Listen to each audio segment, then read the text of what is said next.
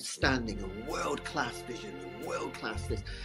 I'm a real leadership geek, honestly. I've spent my whole career reading books and chatting to people. I just find the whole thing and the announcement, the way it's been announced, bizarre. If you could move away from a model where teachers are so intensely focused.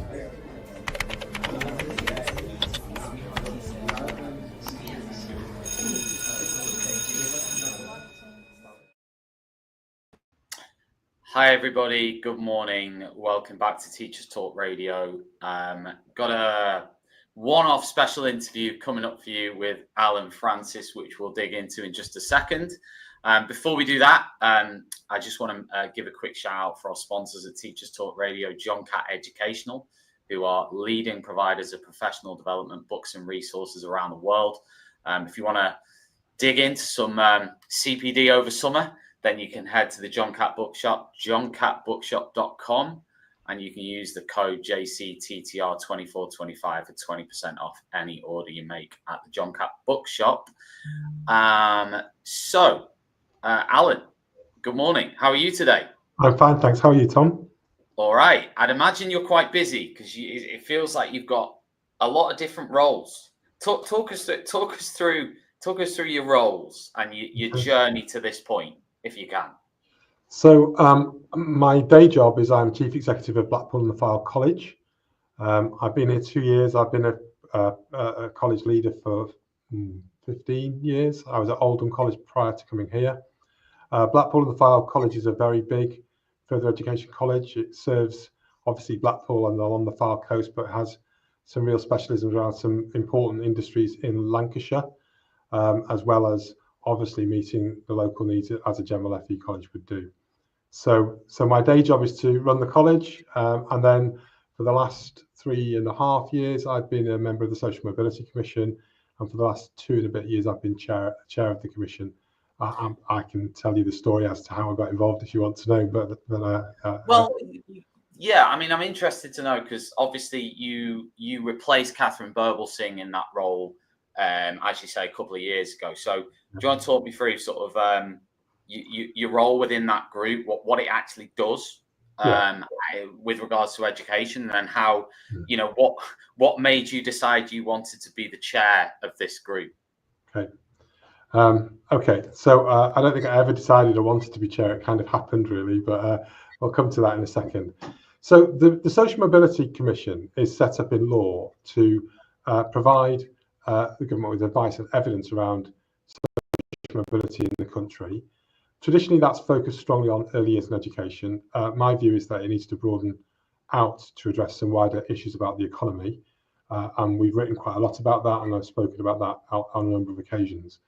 If I explain that position a little bit more, I can also tie that in with the story of how I got involved. So I started to notice a few years ago more and more educational institutions being applauded for their contribution to social mobility. And the language of social mobility started to be used more frequently in education. And I work as I do now in a general further education college where we largely teach technical skills. The majority of the students who come to us at 16 haven't got the greatest achievements. Some have, but most haven't. And adults who come to us are usually coming back into education because either school or post 16 hasn't worked out for them. They want a second chance or third chance and so forth. And I'm watching nearby colleges getting awards for social mobility and thinking, well, hang on a minute, isn't what we do social mobility? I don't understand why what they do is social mobility and what we do doesn't seem to be. And the more I looked at it, the more I felt, well, actually, the consensus seems to be that actually social mobility's got so tied up with the idea that success is going to an elite university and progressing into an elite profession.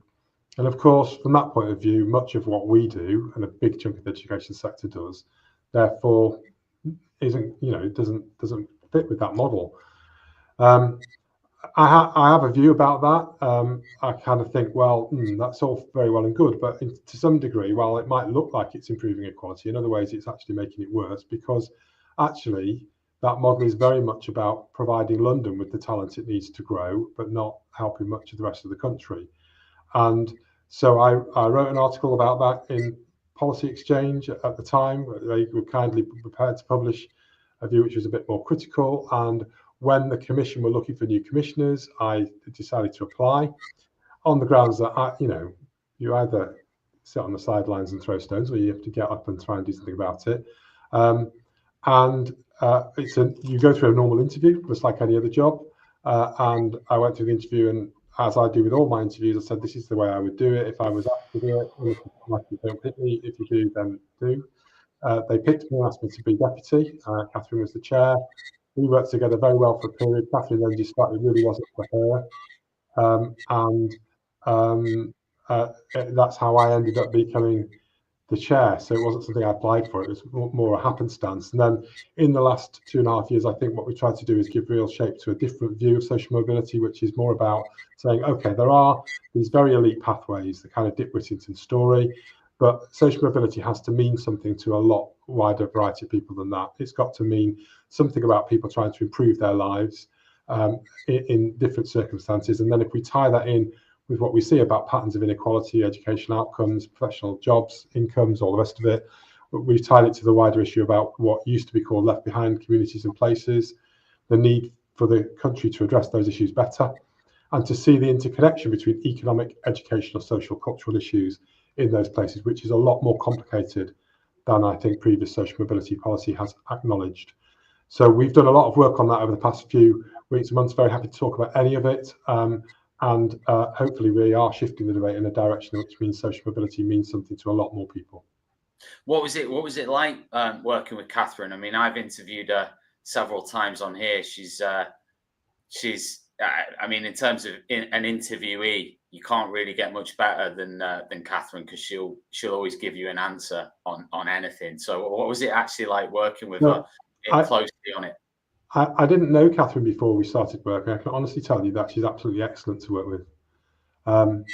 So if people don't know her, they might have a particular view about her public image. She's very smart. She listens. She argues her corner. She's prepared to listen to different points of view. I think she brought some things that I didn't know about. I probably brought some things that she didn't know about. We're very open about that. And then when I both at Oldham and when I first came to Blackpool, one of the first things I did coming to Blackpool was arrange for my middle managers to go and visit Michaela, which is a very unusual, meeting of worlds. So further education schools are very different. The challenges are different in some ways, but in other ways they're very similar. In the end, my view is that whatever subject people are learning, they tend to learn it in a similar way. There is a difference about context, but the broad learning process is very similar. Therefore, the context in which you need to create a good learning environment has some similarities. And so it's very interesting for them to go and visit. And they're very generous at Michaela. They take a lot of visitors and give them a lot of time. And it was fascinating to bring back my middle managers, who are very experienced and knowledgeable in their field, to see what they thought about it. And they were really inspired. They were inspired by the challenge Michaela gave us about, how much time in the day do we actually spend on learning? Because one of the things there is they spend nearly all day learning. And it's when you first go in, it's kind of quite stands out. And also, are our expectations high enough? Because their expectations are very, very high, and to the point, at times that can make people a bit uncomfortable because they're very challenging. But we found that very productive. I found working with Catherine excellent, and I think Michaela has a lot of critics, but I honestly think that it ends up enmeshed in politics, and I don't think that politics help us much in education, because you end up with these battles between traditionalists or progressives or whatever, and that actually what we want to do is find environments where we can extend really good quality teaching, learning, assessment to as many people as possible, and really focus on how we remove the barriers and give everybody the chance to do their very, very best. And I think some of the things that Michaela are giving us a really good indication of where we should be going. Do you think that things that are done in a school like Michaela that you mentioned, and some others that we could think of maybe in maybe the City of London, do you think they can be? Do you think they can or should be replicated in places like Blackpool and Oldham? It's a great question, and my short answer is yes, but there's caveats and nuance to that, obviously. So my sense is that there are not lots of ways of people learning and achieving well. I think we've seen a blossoming of professionals have led a debate over the last 10 or 15 years about pedagogy, which has been really illuminating. When I first went to Oldham in 2010 and talked to people about, well, what's effective teaching and learning, people in my own college couldn't tell me what that was. I had a job before that working on building schools for the future, and we rebuilt Oldham secondary schools before I went to the college. And this doesn't relate to any of the school leaders now, but in those days, I remember bringing them together to talk about, well, we're going to create all these new schools. Some of them are academies. Some of them are going to be completely rebuilt, renamed. And some of them were quite challenging mixing schools, because we mixed all Asian schools with all white schools and all those kind of things.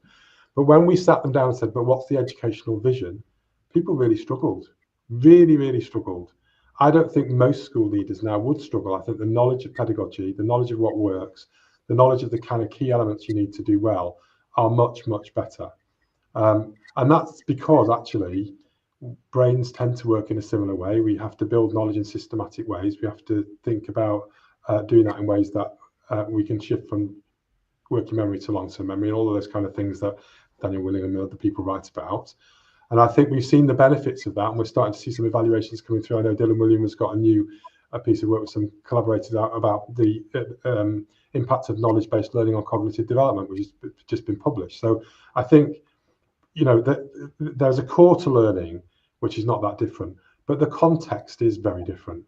So, for example, how I would suggest that we translate some of that into a further education setting when we teach bricklaying, plastering, we teach, we do have level 3 routes through to degrees, but we have quite a wide range of different practical technical vocations. How that's applied is dependent on the subject being taught and on the learners. And we kind of talk at Blackpool about 3 levels of expertise. You've all got to be experts in your subject, whether you're a history teacher or you're working in construction. The expertise in your subject is very important. But you've also got to be experts in the theory and the techniques of teaching, learning and assessment, because you're going to have to apply those in different settings based on your subject, but also based on your learners. And the third element is to know your learners well. So if your learners are coming in with low English and maths, or they're coming in with a poor sense of their previous achievement and they're not that confident, that's going to be very different from some learners who are very high achievers in a different setting or come from a different background and so forth. So those are all important parts of that. But I do think, if we go back to your core of your question, 20 years ago, most of our state schools weren't great. We have seen a big improvement, and we shouldn't be ashamed of saying that. And there are some core things at the bottom of that. But what is very clear, and I think the current government are sensitive to this, I'm not sure they're clear about what their answer to it is. It hasn't worked for everybody. So we're aware of high exclusions. We're aware of people opting out of school. We're aware of all of those issues. And obviously, we all want everybody to do their best. I'm also very acutely aware that there's a really strong geography to it. So we know London has improved more rapidly than other places. But if you look at over the last 20 years, the places that have come persistently bottom, it's pretty much the same places. So you'll see most of the places I've worked have tended to be in that category, but there's 20 or 30 places, and they tend to be coastal towns and post-industrial areas. Sometimes they're rural, but for whatever reason, they are coming persistently bottom. Now, I think the debate needs to focus on, well, there's a mixture of issues here. There's always an institutional aspect, which is, when I say institutions, I mean schools and colleges. Are we creating the right environment for learning to happen? That is absolutely critical. There is a tendency, though, sometimes in policy for people to think the school or college holds the magic solution to everything. And if somebody doesn't achieve, it's because of something we're doing wrong. I don't think that is always the case, because there are a whole set of issues that come from outside of school, from communities, neighbourhoods, and families, which are really important.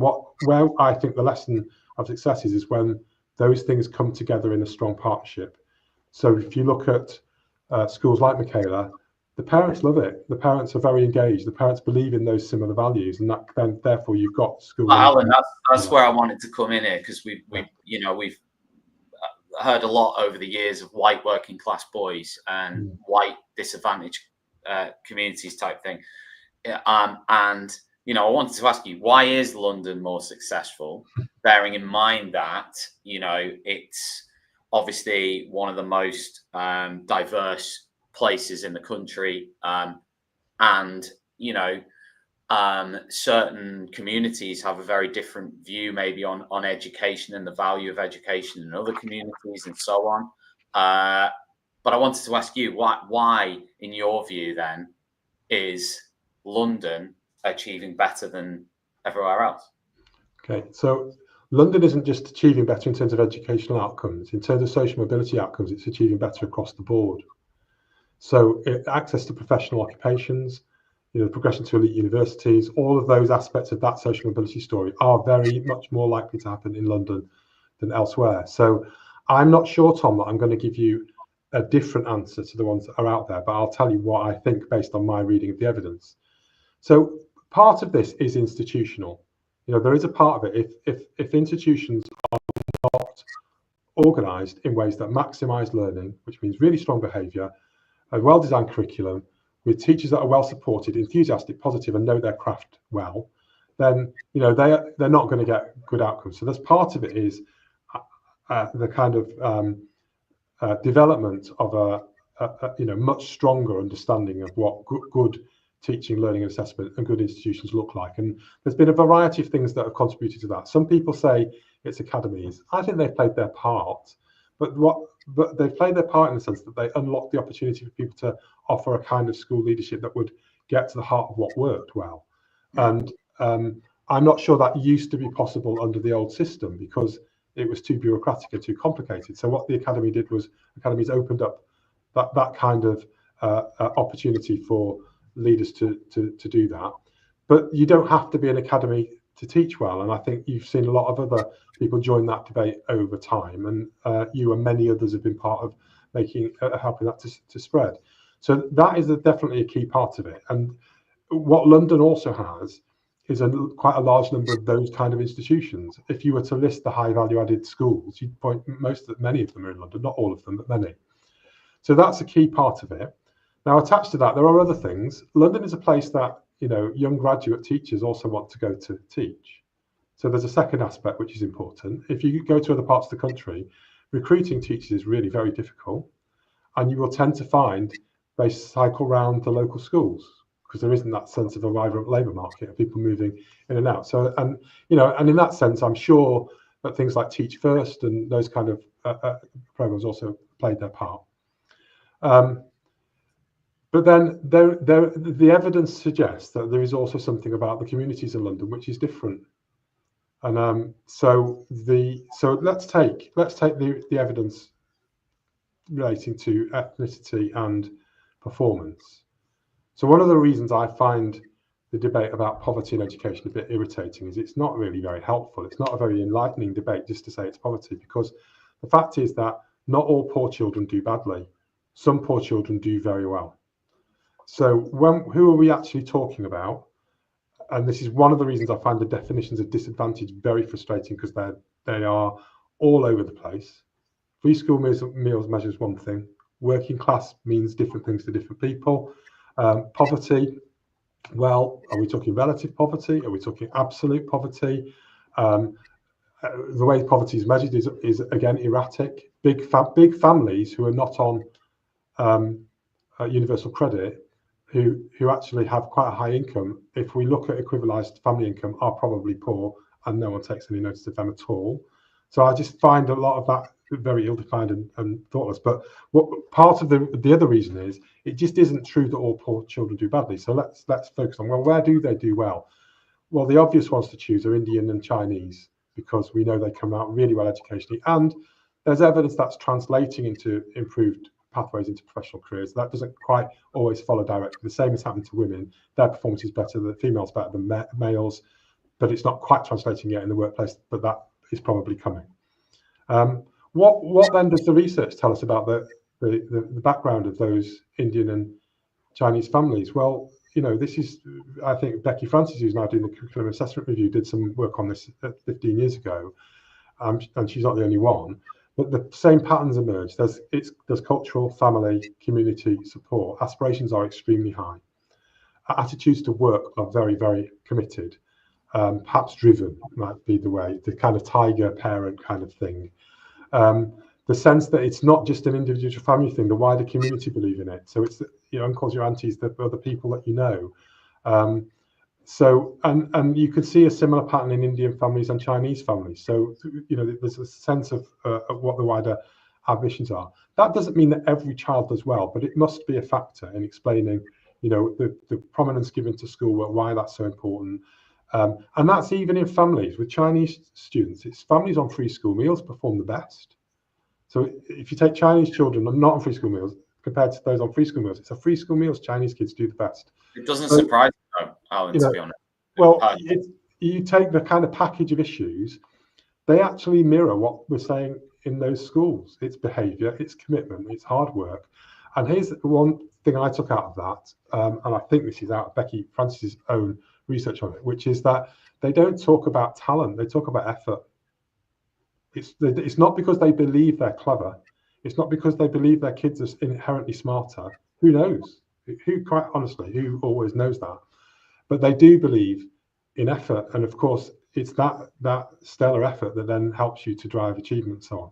So the question that follows from that, to go back to your point, is, well, why does that not happen everywhere else then? Is that a sufficient?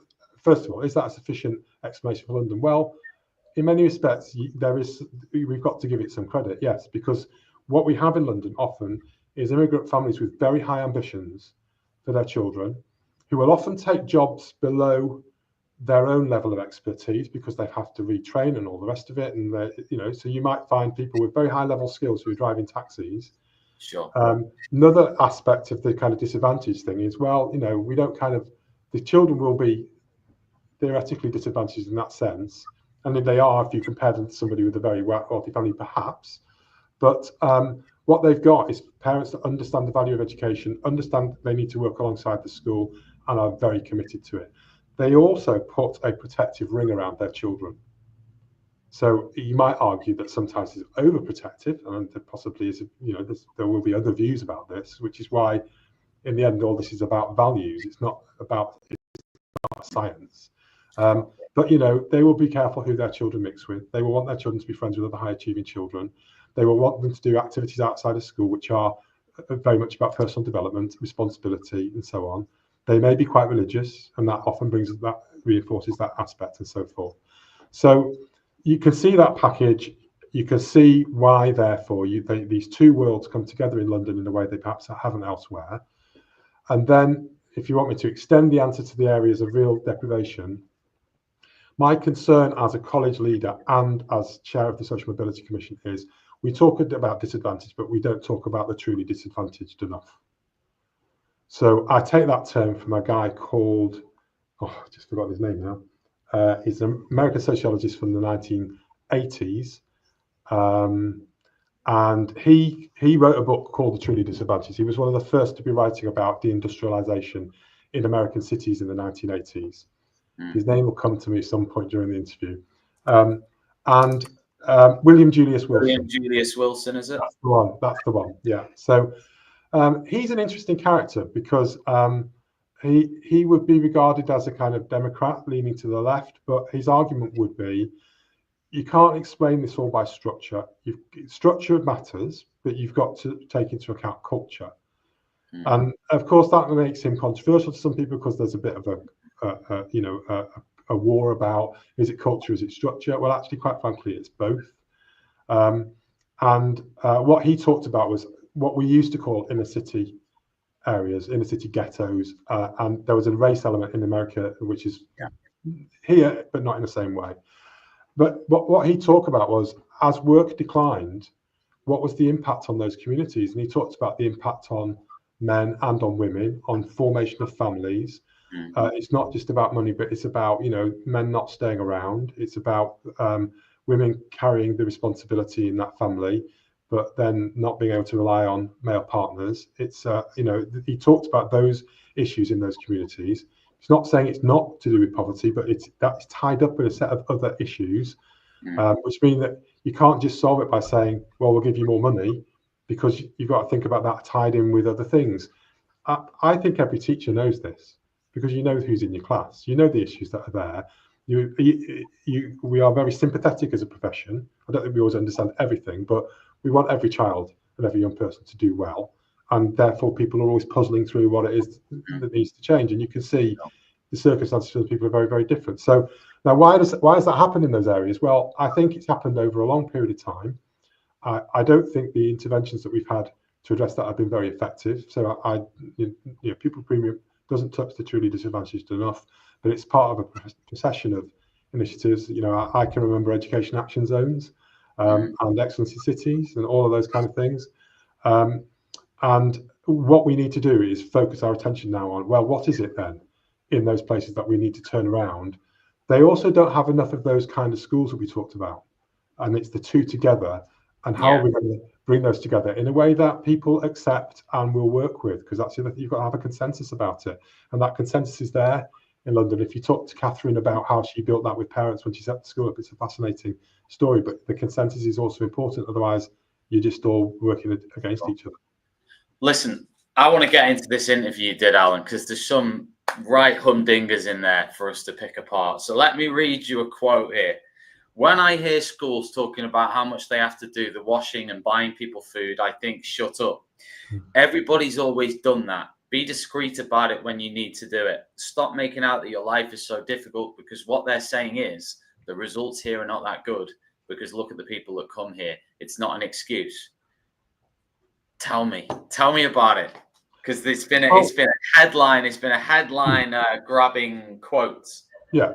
Okay. So just recall the interview is I think Jessica, who wrote it up, did a really good job of summarising what was a 4-hour tour and conversation. We covered a lot of ground, and her challenge is to pull that into one interview. So everything that's in that interview, I would say is accurate. I would say it lacks a bit of nuance compared to how I might speak about it. So and nuance is really important in terms of what we do. I would say, so let me just explain that context a little bit. So yeah, I do think we too often hear people in education talking about poverty as if it's an explanation for poor performance. And we can't afford to let that go. Why? Well, number one is it's not always clear that we can correlate changes in poverty with changes in educational outcomes. At the time of austerity, for example, in 2010, up until COVID, many of the outcomes around education got better, not by enough, but they got better. So there isn't a direct correlation in that sense. It's misleading to say it's a blanket thing for the reasons we talked about earlier. Some poor children do very well. And it stops us having a very specific conversation about, well, what is it we need to do to improve the outcomes for those who are poor? Because let's also be realistic. We could talk about the data on poverty, and we can say, poverty's got worse in some respects over the XYZ period. And actually, on relative poverty, yes, it has got worse for children. So from the 1980s, overall, the figure's been fairly stable. But what's happened is we've protected pensioners much more than we've protected children. So we do now find that number's increased. But it's now at just over 31%. But let's imagine we reduced it to 20%. Okay, that would matter. That's good. But it still means we've got 20% of poor children to work with. So my point as educationalists is we're not responsible for solving the poverty problem. There's other people who are responsible for that. But we are responsible for saying, how do we create an environment where poor children achieve well? So talking about what we do with the washing or food or anything else doesn't help us with that at all. That's not our professional job. Our professional job, and we are the only ones who are responsible for this, is to say, how do we create an environment where every child, every young person, every adult who comes into learning has the best chance of doing well? And that is a really sharp focus that we need to have. The same issue comes up, for example, when we talk about mental health or other things, which is also in the article, in the interview. Many of the mental health labels are just not helpful as a teacher, because they don't really tell you what you need to do about it. And the reality is that many of the things that poor children need, or children with mental health issues and so on, is actually the same pedagogical expertise as everybody else needs, delivered in an inclusive way, which is actually how most good teachers would work. And it's about giving, there is support outside the classroom, and there's emotional support and other things to help people with low confidence and people who learn differently and all the rest of it. But the core of this is about focusing our expertise on helping everybody to do well. So that's where my irritation comes when we talk about those wider issues, because quite honestly, you know, I work in further education. We've always had people who need help with the washing and the cleaning, and we need to give free dinners too, and we need to sort things out for. If we spent all our time worrying about that, we'd never teach anybody anything. So you're saying focus on the teaching and learning. Are you sort of saying don't do those things necessarily, but are you saying do them less? No, I'm saying do them, just do them discreetly. You know, Why? so why discreetly? Yeah. Well, I also think that talking all the time about, you know, there's a big danger. The young person comes into college and their family is struggling and they're coming in, it's clear they haven't eaten. Actually, what I want that young person to do is come in, have those obstacles removed, and then focus on their learning. So, for example, one of the things that I find very irritating is, you know, I don't see this so often anymore, but, you know, if I go and watch lessons, which I really enjoy doing, I think is an important part of our job as leaders, and the student arrives late, I don't want us to say to that student, well, we understand all the difficult reasons why you've come in late and you've got the last 10 minutes of the lesson. I want to have a conversation with that student that says, right, here's all the help we're going to give you. But the fact of the matter is, the thing that's going to change your life is being here for this lesson. The only thing that's going to make a difference is being here for that lesson. So if together we let those other things get in the way, we're not going to help you. You are going to end up in this situation in the future, because there's this opportunity that we've got to change it, and that requires the engagement about making sure we're going to teach you as much as we can in the time we've got you for. So that's what my view boils down to, really. It is that once we get distracted onto other things, I think we start to lose that sharp focus, and we've got to retain it. Nobody else in the public sector or any other sector has the responsibility for doing that.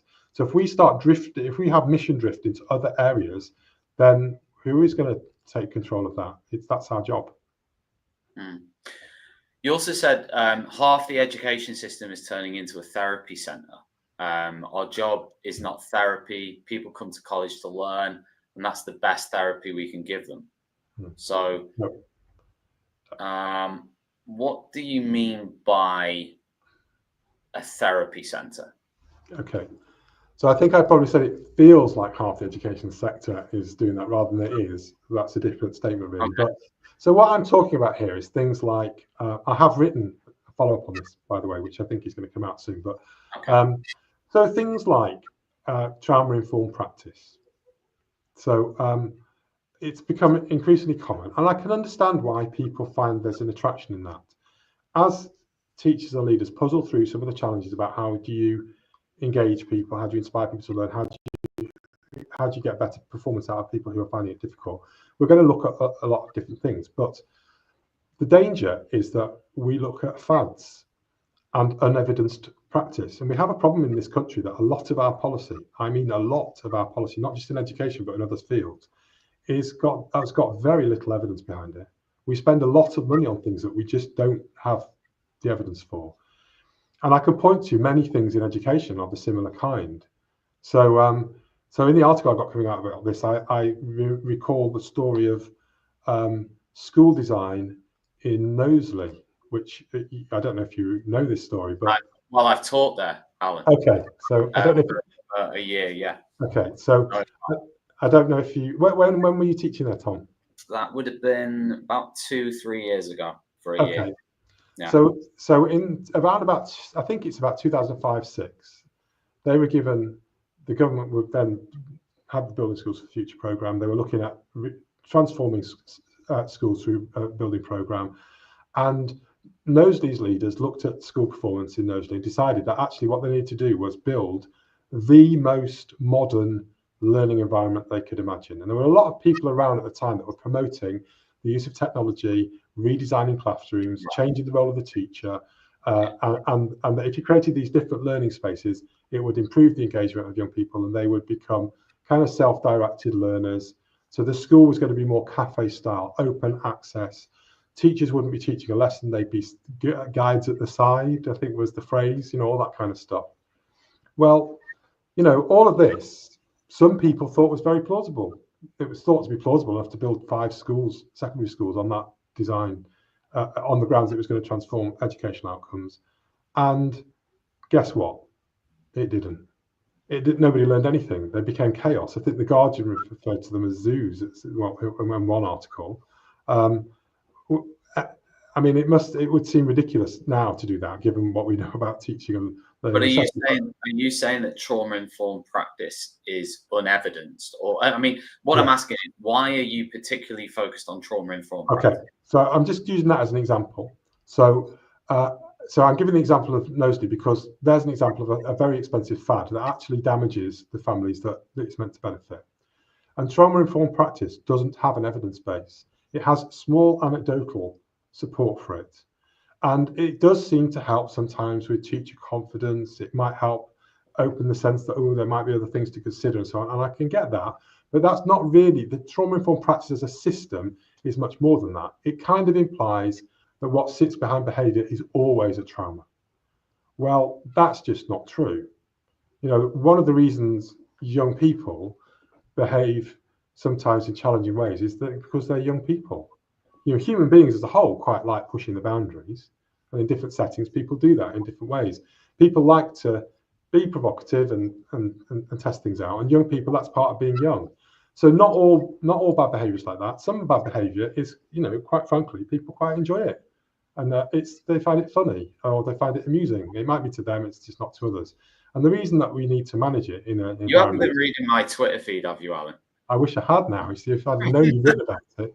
So. But that's a fact, and if you don't create a good learning environment, then that behaviour, that tendency to behave those ways, will affect other people. And if you assume it's because of a trauma, what troubles me about that is that you start to think that what are quite normal behaviours are to do with something deep-seated and hidden, and then you devalue the fact that some people genuinely do have traumas to deal with. But there will be people out there who would say it's better to be trauma informed than not be. So there's people out there who would say this is an advancement in terms of teachers being more trauma informed because they're understanding more about the possible potential trauma that a child has experienced in their life, whereas before they wouldn't have maybe considered it as much. Well, I can see why that might be an attractive argument, and I'm not unsympathetic to it. I'm not unsympathetic to it. However, I would say, well, yeah, but we can't go on the basis of hunches and intuitions. Where's the evidence?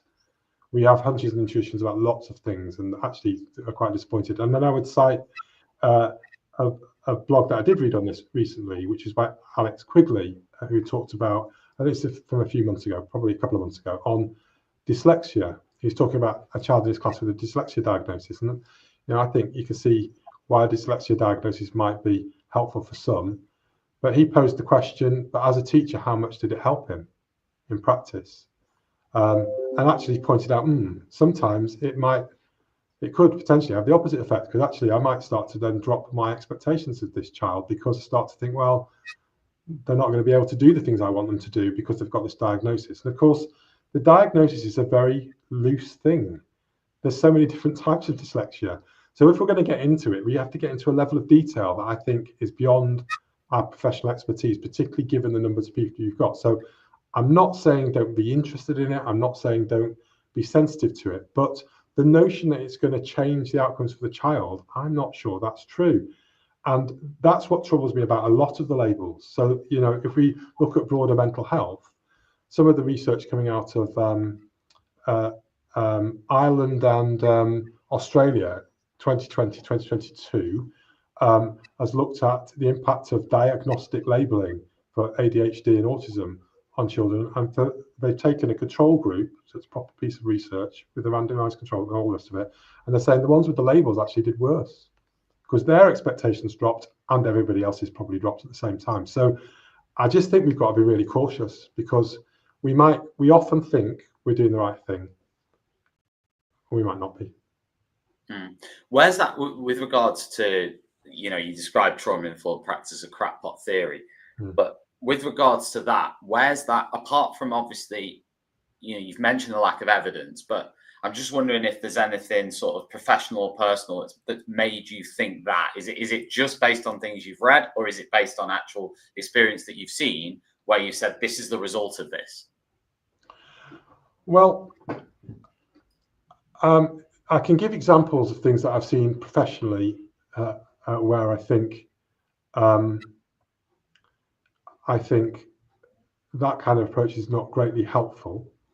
And I can also give examples in a wider sense of, well, a lot of what we think is a science in mental health is not that much of a science. I know we like to think it is, and I know in education we do need science to help us. One of the things that's driven pedagogy is understanding how brains work. That's been really important. But an awful lot of what we think is scientific in mental health is actually just descriptive. So if you take ADHD, for example, nobody can tell you what ADHD is. They can't tell you that in the way that they can tell you what diabetes is. And actually what happens is the definition shifts. The definition shifts over time and in different contexts. So when in China, the use of ADHD is applied very differently to in the UK. In the UK and America, ADHD diagnoses traditionally in this country have been to explain why working class boys or poor boys are not well behaved. In America, it's to explain why middle class boys don't do well at school. They're not. So there's a lot of context about this, and when we assume that these categories come with, oh well, they've got research behind them and they've got science behind them. Have they? And then, so I'm not saying don't be interested. Mental health is a very interesting field, but when we turn it into a system, when we turn it into something that says actually the scientists tell us do these evidence-based things, but the evidence isn't that good, I think that's when we get onto a sticky wicket. Just to give a shout out to another podcast that you definitely should check out. It's called Chalk and Talk. Have you heard of that, Alan? The Chalk and Talk podcast? I don't think so. Well, it's all about evidence-informed practice, so you should definitely check it out. Anna's actually based in Canada. She recently interviewed Nick Gibb, various other people. So if you want to check that out, you can follow it wherever you get your podcasts. It's called Chalk and Talk. It's by Anna Stoke, and that's spelled Stokke. But definitely check that out. It's full of people, evidence-informed advocates, other people. And on a podcast, she talks about a lot of things that you've been talking about. So interesting stuff. Check it out. I wanted to come on to another quote, which I quite enjoyed of yours, actually, from this. My inbox is full of people writing to me with all kinds of snake oil. Well, can you, I mean, come on, give us some examples. Give us something.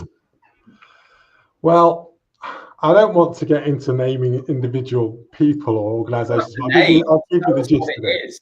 So, give us examples. You don't have to name. Just tell us what they are. Well, behaviour is a very good example. There's always people with theories about how they're going to come into your school or your college, they're going to transform behaviour. And when you dig into it, there's always some half version of a theory behind it. But you think, well, honestly, they're not going to tell us anything that we don't know for ourselves. And they're going to come in and walk out, charge us some money, and then they're not going to leave anything behind. And of course, the other thing is they haven't got any skin in the game. So I'm a great believer that people who have skin in the game behave differently to people that don't, because it matters to you. So, you get things around behaviour. You get lots of things around personal development stuff. I think there's probably an emerging industry around young men currently. And I don't want, similarly to Tip, I don't want to throw the baby out with the bathwater, but I think a healthy skepticism is in order. I'll give you a really good example. It's not one from recently, but I think it's a very pertinent one, and it's where my antennae was sharpened, really. So I mentioned earlier that when I was in Oldham, we merged an all-white school with an all-Asian school. A task that might be perceived to be tricky. It was, Oldham had disturbances in 2001. This was taking place 10 years later. We're part of a plan to try and create more mixed environments and so on. Honestly, I had so many people writing to me telling me what we needed to do to bring children from different backgrounds together. You couldn't just bring them together because they had to go through a program. They had to have experts come in to teach them that they were different to the other child, and therefore that when they came together, they had to go through a proper process to make sure that it wasn't combustible and they all came together in a harmonious way. And actually, and this applies to all the snake oil I'm talking about, those people were inventing the problem. Because you know what we did? We put them on buses and we taught them to do sports activities together before the schools mixed. And they naturally formed friendship groups. No two schools would ever just mix completely. There's psychologists will be able to tell you, social psychologists, there's a pattern to the way we form friendships and who's likely to form friendships first and so on. They all say that most people can only manage 5 intense friendships at once. So the first children to make friends across a divide will be the ones who've only got 3 or 4 friends or 2 friends. They're filling up their 5, and you will start to see that kind of process happen. They don't need us telling us how different they are from each other. They'll work out what's important for themselves, and that's what happened. So I can give you other examples of people who I think kind of just end up making a problem bigger than it is by, well, they've got something to sell. That's what happens. Mental health's like that. You know, the drug companies are like that. The whole story about Ritalin and ADHD is about the drug companies creating a market with no real evidence that that would, in the long term, help any of those children. And the long-term studies show that it doesn't. Pretty much covers it. I also wanted to ask, because you mentioned this this victimhood sort of culture, victimhood narrative in education. Want to tell me a bit about that in terms of what that is and what that looks like and what you think? So I think, let me take a really good example, practical example, and go from there. So as in any other further education college in the country, we have many students come to us at 16 who haven't got their English and maths. And if you typically sit down and talk to them about their English and maths, the kind of things they will say anecdotally is, I'm no good at maths. I can't do maths. I can't do English. They'll see it as just impossible. So then you say to them, well, how much time did you spend on your GCSE revision? And I'll say loads. Oh, I did loads. You know, come on, tell me how much in a week. How much time did you spend? And if you really push, you'll end up coming out with maybe 3 or 4 hours a week across all their subjects. And you say to them, well, you know the kids that got A's and A stars, how much time a week did you think they spent revising their GCSEs? They say, well, the same. They're just brainy. They're just clever. Well, no, they didn't. They didn't spend the same. And they didn't do it because they're just brainy. And then you say, well, they're spending 18 to 20 hours a week revising. They'll go, well, you can't. That's not possible. I couldn't do that. There's a huge gap around practical things like that, and then understanding what's needed. But it leads to low self-efficacy in the sense that it's not under my control. I'm just not very clever. Now, I think self-efficacy is possibly the most important part of the whole process of helping somebody believe they can achieve things. And too many things undermine that because they say, well, it's not in your control. Why? Because you're poor, or because you come from an XYZ background, or the place you come from, or your parents don't have a higher level of education. You don't have any cultural capital in your family, whatever else it might be. And professionals forget sometimes how distressing it can be and how demoralising it can be to be on the other end of this. So I remember doing a youth work project in East Manchester in about the year 2000. And the youth workers were working with the young people around respect. You'd think that was a fairly anodyne thing. And they got onto the way the young people talk to each other. And they started to give examples of the way you should or shouldn't talk to each other. And one girl just burst into tears. And they couldn't understand why. And they said, what's the matter? And she said, my whole family speak to each other in that way. That's how we do. That's what we do. So they'd really taken away any sense of power from her at all by the way in which they defined her as a person. And I just think that we know that there's lots of things that statistically the data tells us are factors in somebody's performance, but we don't know that they're the factor in that individual. And the individual in front of us is not a statistical average. They're a human being, and our challenge is to unlock their potential. and talking to them all the time about the reasons they can't or won't achieve or why the world's against them is of no help to them whatsoever. So we might use it in policy terms in other ways, but when it comes to working with individuals, the last thing we want to do is bring people up to think things are beyond them, above them, not for them. We want to give them a sense of, well, actually, yes, you can achieve. And go back to that research on the Chinese and Indian students. All their parents talk about is effort. Well, you've also talked about the rise in SEND diagnosis, and you've also talked about the rise in behavioural issues. So we've heard a lot about SEND crisis in SEND. So what are your views on that? I mean, in terms of SEND diagnosis and behaviour issues, two issues. Well, all the things I've talked about, I would describe my view as a healthy scepticism. And all I'm saying to professionals is, I think we need a dose of healthy scepticism. We should always be open-minded. We should never be closed-minded about anything, but we should always have our brains on as well and poke and and demand that things prove themselves before we take them on board. So if I look at SEND at the moment, we know the numbers are going up. There are a range of explanations for that. Some are, improved diagnosis. Some are the world is getting unhealthier, and so on. I find it difficult to accept either of those as the full explanation. One, because we're not following the same trajectory as every other country. The patterns are different in different places. And two is that professional diagnosis is all over the place. The way we diagnose ADHD and autism is not that scientific. It's the same as the issue I talked about in terms of disadvantage. They're not reliable enough categories in that sense. So, and that's not to say there aren't people who need extra support. But what I'm saying is, if we just assume this is an easy route into that problem, it isn't. It's full of ambiguity. And on that basis, I have to ask the second question, which is, and I've been following the debate in Schools Week about this, which I think has been fascinating. So parents feel the need, and this actually started with middle-class parents and it's spread.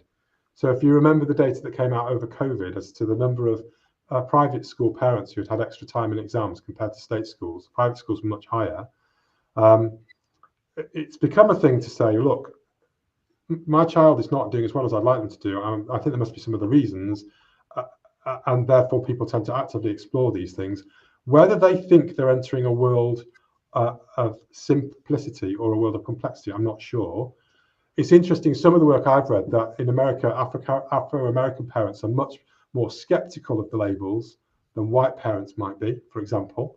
And I think they're right to be more skeptical about them, because when you finally get your statement, what does it actually lead to? I mean, some of the stuff in the Schools Week stuff suggests actually you don't get anything like evidence-based interventions.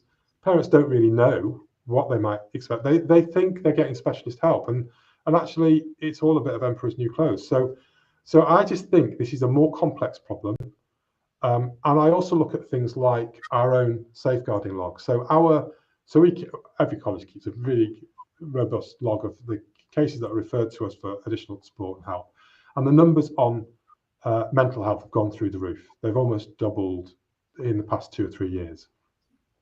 But the vast majority of those are actually what we call anxiety of a broad sense, not an acute sense. So we have to acknowledge that the young people feel more anxious. And we also notice, for example, the numbers who are applying for special dispensation exams has also gone up astronomically. And many of those, they're too anxious to take the exam in a room with everybody else. I think for our English and maths, we had 77 rooms for English and maths being used, and 54 of them were for single people. And so we're trying to respond to this in the best way we can. So we're not a judgmental college. We're trying to help people do well. I understand, but was that with separate teachers invigilating in each? Well, you have to have an individual invigilator within there, yeah. So it stretches us massively. You can imagine. It's my exam team that bring this to me and say, how are we going to deal with this? And so we're in the same dilemma as everybody else. We can't say to them when they haven't got a problem with anxiety. The rules say you can have some extra help. We're going to let you have that. But by the same token, we have to ask, well, what's driving all this? Because there are probably more simple explanations than we think. And some of it is that we do live in a culture where we think the job of equal opportunities is to take away everybody's challenges. And I think that's a really interesting. So let me just be clear what I mean about that, because people jump on it.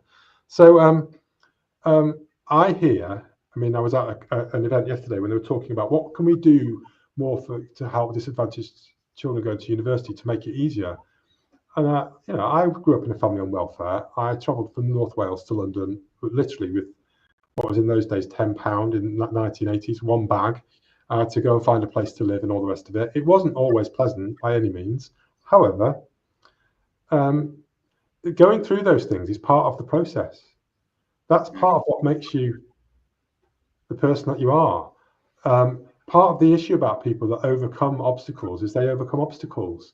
They don't have them all taken away by somebody else. Otherwise, they end up just the same as everybody else. There is not just a royal road that we all walk to everything. And so I just think we've got to be really careful about saying, well, part of being a human and part of developing your capacities is it's not always fair. But think about your own life, Tom. The time that you probably think you've done best is when you've overcome something that was unfair, but you've got past it anyway, and you've got on with your life, and you are probably stronger and more resilient and better because of it. So that's the bit that troubles me about all of this, because actually we are in a world, for whatever reason, social media and all kinds of other things, we're drawn into thinking we've got to try and make everybody's life this perfect, easy route. There are people who, like I said, are truly disadvantaged, who have a very difficult time, and we need to focus on them. We don't need to focus on taking every bit of misery away from everybody, because it's part of being alive.